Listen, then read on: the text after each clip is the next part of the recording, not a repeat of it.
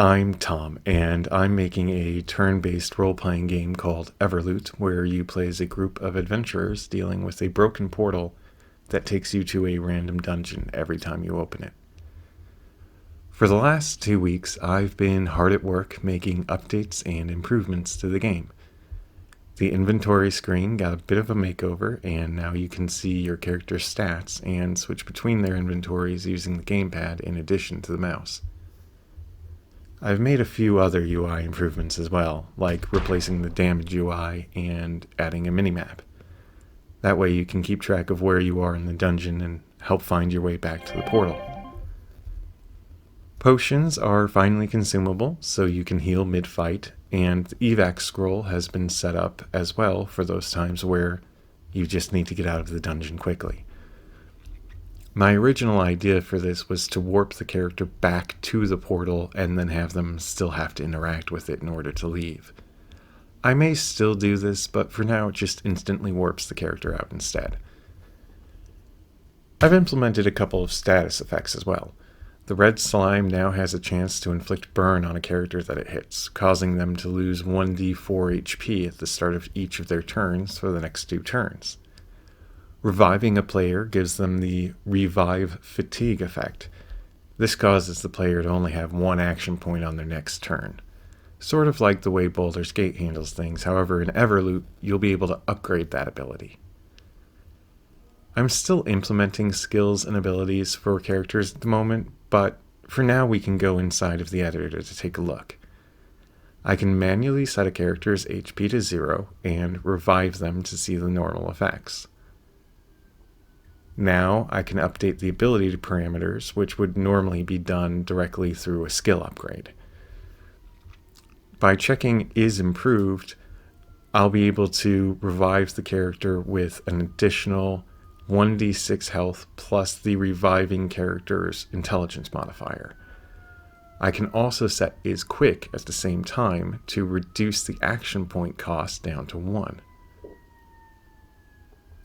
Finally, setting is skilled will prevent the revived character from getting the Revive Fatigue effect, and that way they will have their full AP.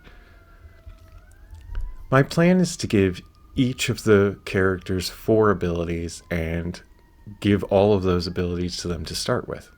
As you level up, you'll get points that you can use to upgrade the character's class or general abilities. Getting this all mapped out and setting up the skill tree will be my next big focus.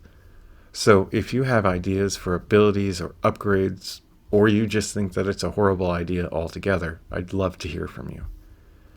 I'm starting with 6 playable characters, each with their own class: the Druid, Engineer, Hunter, Knight, Rogue, and Wizard. I think I have all of the basic abilities for Engineer and Wizard set. Let's take a look at the Engineer. His main abilities will be Craft Device, which lets you make a controllable pet that can deal damage. Perhaps upgrades here can give it the ability to heal or shield or just increase the damage. Lay Mine will let you place down an explosive trap that you can draw enemies into and it explodes and deals damage. Maybe it can add status effects too once upgraded.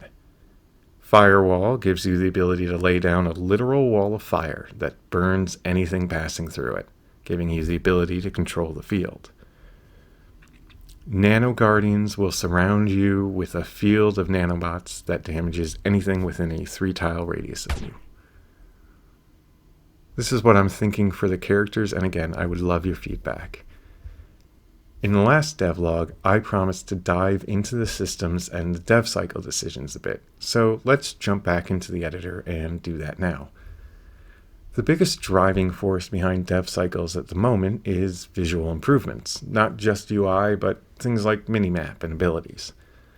A tool that I didn't already have when I started this project was one for skill trees.